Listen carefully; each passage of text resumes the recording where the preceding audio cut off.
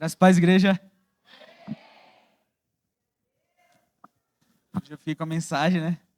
Uma palavra de hoje. Queria agradecer aí pela oportunidade, pastor Eliakim. Quando ele me mandou mensagem convidando, né?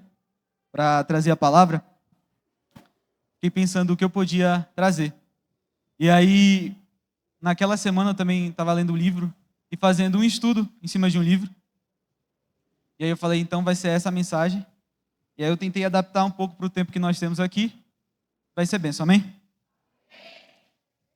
Bom, desde o primeiro livro da Bíblia, Gênesis, até Apocalipse, uma das grandes características do nosso Deus é a sua capacidade comunicativa. Nós servimos a um Deus que fala, e constantemente na Bíblia é esse Deus que nós vemos. Um Deus que se comunica, um Deus que fala com os seus. E ele fala de diversas maneiras. Chamou diversos homens pelo nome, os preparou, criou por meio da palavra. E gostaria de abrir lá em Hebreus, capítulo 1, versículo do 1 ao 2. Vou ler aqui. Diz assim: havendo Deus antigamente falado muitas vezes e de muitas maneiras aos pais pelos profetas, a nós falou-nos nesses últimos dias pelo Filho. Só aceitar. Bom, o texto aqui em Hebreus deixa claro que o Senhor falou de diversas formas, de muitas maneiras, e deixa claro uma dessas formas que foi através dos profetas. Mas quando nós lemos a Bíblia e vamos além disso, nós percebemos que o Senhor fala de diversas outras maneiras. Não necessariamente através de uma pessoa, de voz, como eram os profetas, mas falou, por exemplo, através de sinais no deserto. Durante o dia era uma coluna de nuvem, durante a noite uma coluna de fogo. E enquanto a coluna parava, eles entendiam que ali era o momento em que eles iam armar o tabernáculo e ao redor fazer o acampamento. E quando ela prosseguia, eles entendiam que era o momento de ir. Era o Senhor dizendo para cada um deles, olha, agora vai e agora fica. Outra forma do Senhor falar com cada um de nós, e não só nós que cremos, mas principalmente os que não creem, é através da criação. Quando nós olhamos ao redor a natureza e tudo aquilo que o Senhor Deus criou, fica difícil, muito difícil, e existe um esforço muito grande em tentar colocar isso simplesmente na conta do acaso. Um acidente cósmico, não sei. E todas essas teorias que surgiram, elas começam a explicar, mas chega um determinado momento que até aqui a gente consegue explicar, mas daqui para cá tem uma lacuna. Não dá para responder. E nós sabemos a resposta. Em Hebreus diz que o Senhor falou de muitas vezes e de muitas maneiras. E falou, como eu disse, pela criação. Num simples haja luz, aquilo que era sem forma, o que era vazio, obedeceu. A escuridão se restringiu e ao longo de 7 dias a vida, pelo menos biológica, começou tal como nós conhecemos hoje. Tem uma música em inglês, não vou gastar meu inglês aqui com vocês, mas ela fala justamente sobre isso. Sobre como Deus criou o universo num simples falar. E nesse simples falar, as estrelas foram colocadas no seu lugar, as montanhas foram firmadas, os oceanos foram todos colocados em resposta de obediência a essa voz.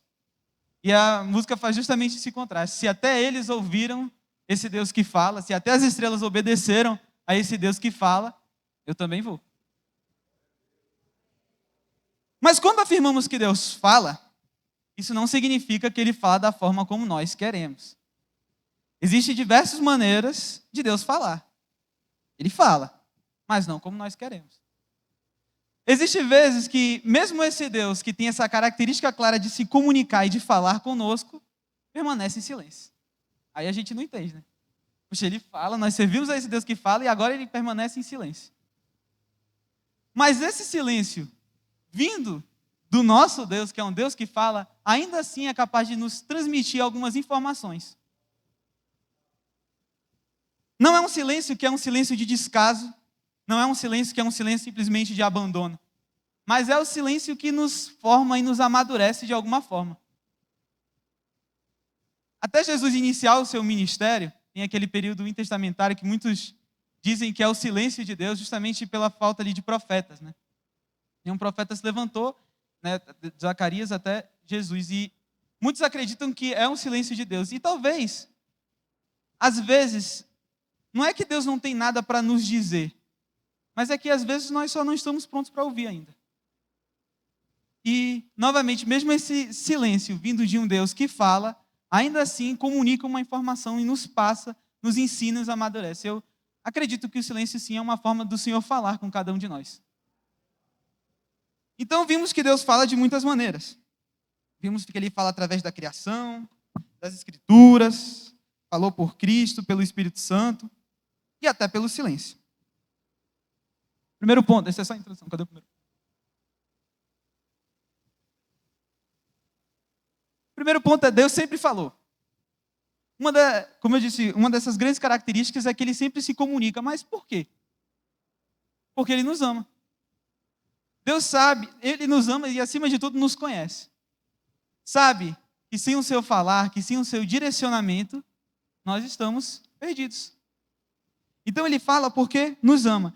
E a Bíblia não apresenta a Deus como alguém que simplesmente começou a falar em determinado momento. Não. No princípio era o Verbo estava com Deus e o Verbo era Deus. No grego, né, quando tem a tradução ali, esse verbo vem como logos, que significa palavra eterna. Esse falar é algo que sempre fez parte da relação com o homem e algo, inclusive, que precede, que vem antes até mesmo da Bíblia escrita como nós temos. É algo que sempre fez parte dessa essência de Deus, é se comunicar, é falar. E nós não estamos falando de um Deus distante, de um Deus fechado, de um Deus inacessível. Estamos falando de um Deus que sempre falou, se comunica conosco. E ao longo da história, mesmo quando por vezes o povo errava, mesmo quando alguns personagens pisavam na bola, ainda assim o Senhor se aproximava e falava. Ele ensinava, ele corrigia, mas continuava falando. Um ótimo exemplo disso, a história de Samuel. A Bíblia diz que naquele tempo a palavra do Senhor era rara. E aí quando a gente observa todo o cenário espiritual da época, a gente percebe que o negócio estava pesado mesmo. Eli era o sacerdote, os filhos que deveriam sucedê-lo ali, eles estavam profanando o templo, eles pecavam, e a palavra do Senhor é rara naquele período. E aí, em meio a tudo isso, o Senhor decide falar. E fala não com Eli, que era um sacerdote bem mais experiente, mas resolve falar com Samuel, que era um menino. O Senhor o chama, é uma história, acredito que a maioria de vocês conheçam, mas explicar mais ou menos, que se eu fosse ler ia ser longo a história. O Senhor o chama, e aí ele vai até Eli, achando que era Eli que o chamava. Na quarta vez, ele se coloca à disposição e diz: fala, Senhor, porque o teu servo ouve. Naquele momento, tudo muda. A história muda completamente e uma nova geração profética se inicia, porque um menino falou: fala, Senhor, porque o teu servo ouve. Às vezes, nós pedimos direcionamento, mas acabamos vivendo no mesmo barulho de sempre, ouvindo as mesmas vozes de sempre. E por vezes, Samuel, eu acredito que tenha sido devido à falta de maturidade dele, era um menino ainda. Mas às vezes nós ouvimos Deus falar, mas colocamos outras vozes no lugar. Pedimos que Deus fale, mas no fundo, nós já decidimos o que queremos ouvir. E isso é um problema, porque Ele nos ama. Quando Ele fala, é para o nosso bem. E quando nós damos ouvidos a essas vozes, vozes da nossa ansiedade, vozes do que o mundo diz, vozes do que pessoas que nem vivem o que você vive, que nem sequer fazem parte do corpo de Cristo falam, nós simplesmente deixamos então de ouvir a essa voz. Quantas vezes o Senhor já nos chamou para algo e nós preferimos ouvir a voz de que, eu não sou capaz, ou, sei lá, não é o momento certo. Quantas vezes o Senhor já nos chamou para orar de madrugada por alguma pessoa e nós preferimos ouvir a voz do cansaço? Quantas vezes nós fomos incomodados a pedir perdão para alguém e nós preferimos ouvir a voz do nosso orgulho? Nem todo falar de Deus vem na velocidade em que nós queremos. Vem da forma como Ele quer, quando Ele quer. Mas quando Ele fala, é importante que nós estejamos de ouvidos abertos para ouvir. Porque assim a gente vence. Assim a gente passa a ter uma direção e a gente caminha no caminho que tem que ser. Uma coisa é certa, Deus sempre falou e jamais iria ignorar as orações de quem o busca com sinceridade. Eu não tenho como saber o que muitos passam aqui. Mas, independente do que você esteja passando, se não sabe se é o momento certo para ficar, se é o momento certo para ir, se deve ou não deve investir, se tem ou não tem que comprar, se é o momento certo, se não é, ore ao Senhor, clame ao Senhor, e certamente Ele te ouvirá. E vai te responder na hora certa. Às vezes talvez na minha imaginação, tanto quanto infantil ainda, quando eu penso em Deus falando, eu penso assim num dia ensolarado, e as nuvens se abrem, e um feixe de luz sai assim, e uma voz extremamente imponente fala. Mas nem sempre é assim, irmãos. E se Deus quisesse falar assim, Ele certamente falaria. Mas nem sempre é assim. É da forma como Ele quer. E o importante é que nós sejamos como Samuel, atentos, e assim que Ele falar, fala, Senhor, porque o teu servo ouve. Segundo ponto. Deus vivo e os deuses que não falam. Está lá em Salmos 115, versículo 1 ao 9. Não a nós, Senhor, não a nós, mas ao teu nome dá glória, por amor da tua benignidade e da tua verdade. Porque dirão os gentios, onde está o seu Deus? Mas o nosso Deus está nos céus, faz tudo o que lhe agradou. Os ídolos dele são prata e ouro, obra das mãos dos homens. Tem boca, mas não falam. Olhos têm, mas não veem. Tem ouvidos, mas não ouvem. Narizes têm, mas não cheiram. Tem mãos, mas não apalpam. Pés têm, mas não andam. Nem som algum sai da sua garganta. A eles se tornam semelhantes os que fazem, assim como todos que neles confiam. Israel, confia no Senhor. Ele é o seu auxílio e o seu escudo.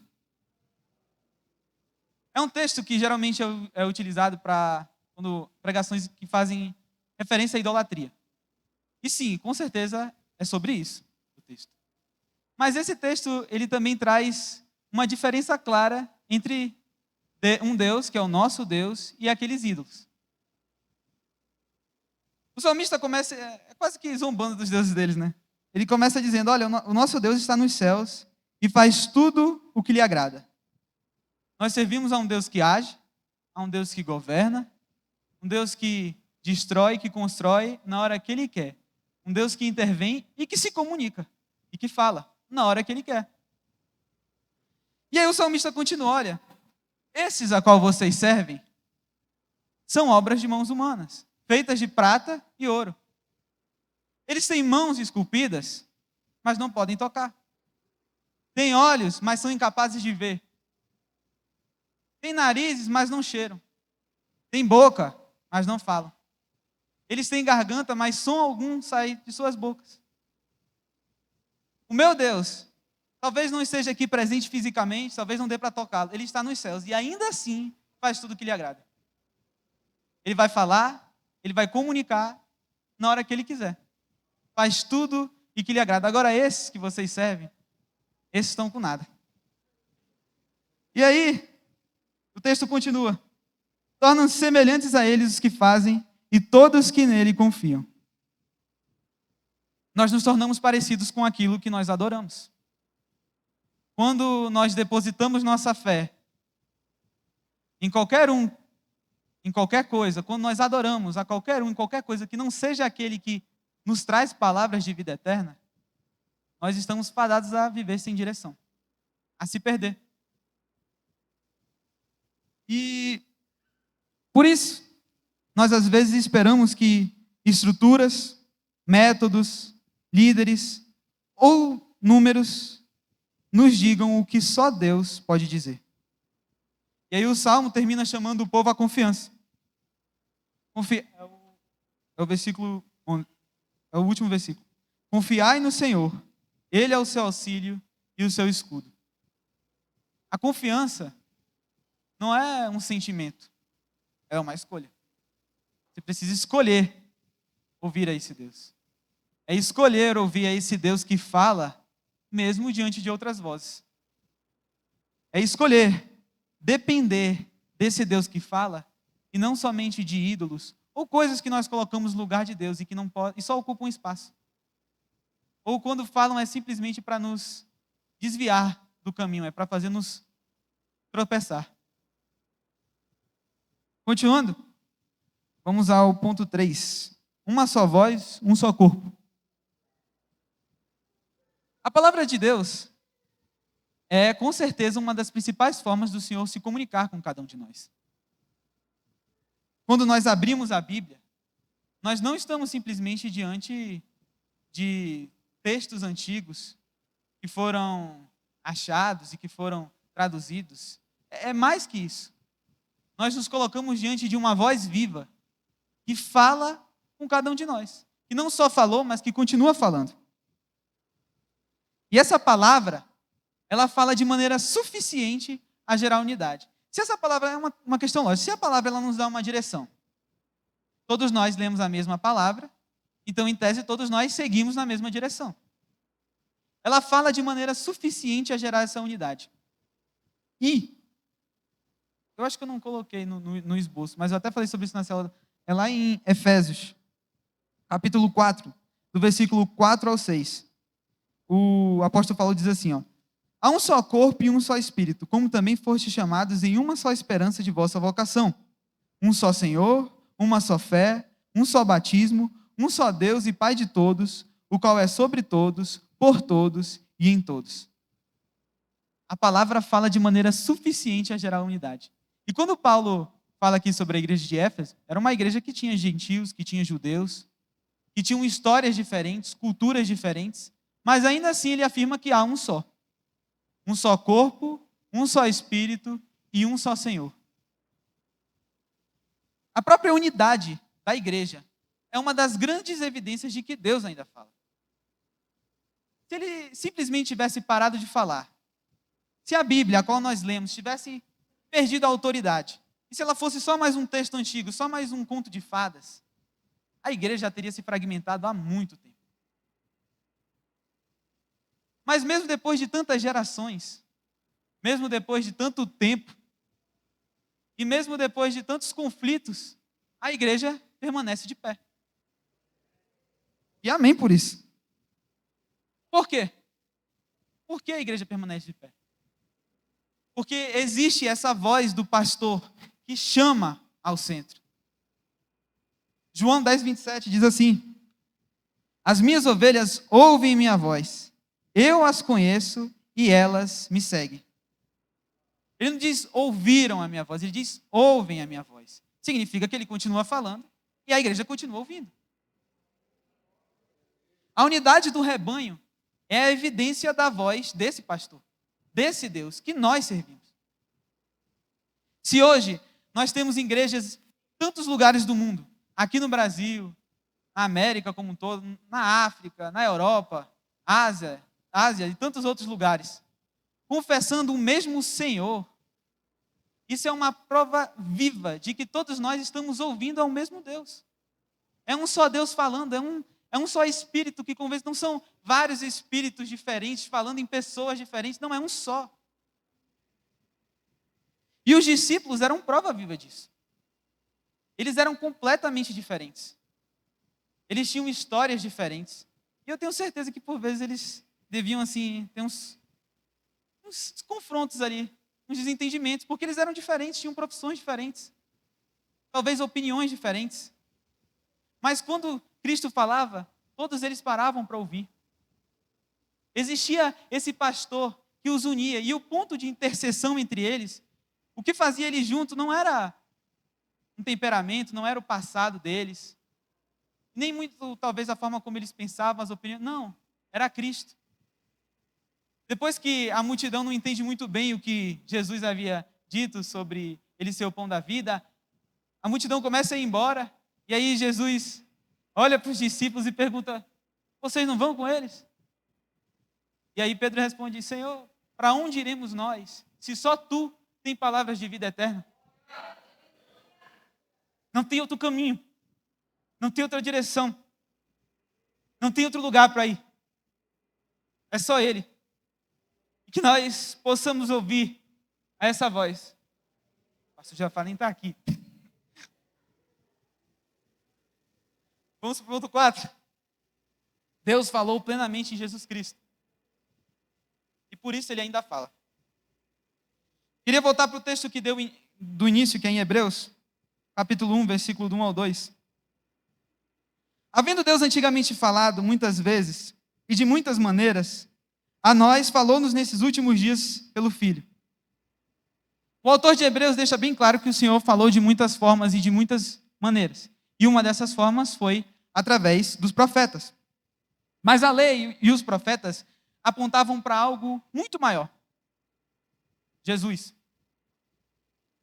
Quando Deus envia o seu próprio Filho, é muito mais do que só uma mensagem.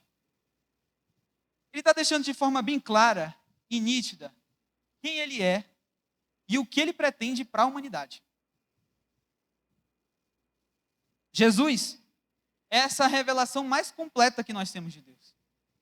Se talvez alguém se perguntar: como Deus pensaria? Olhe para Jesus.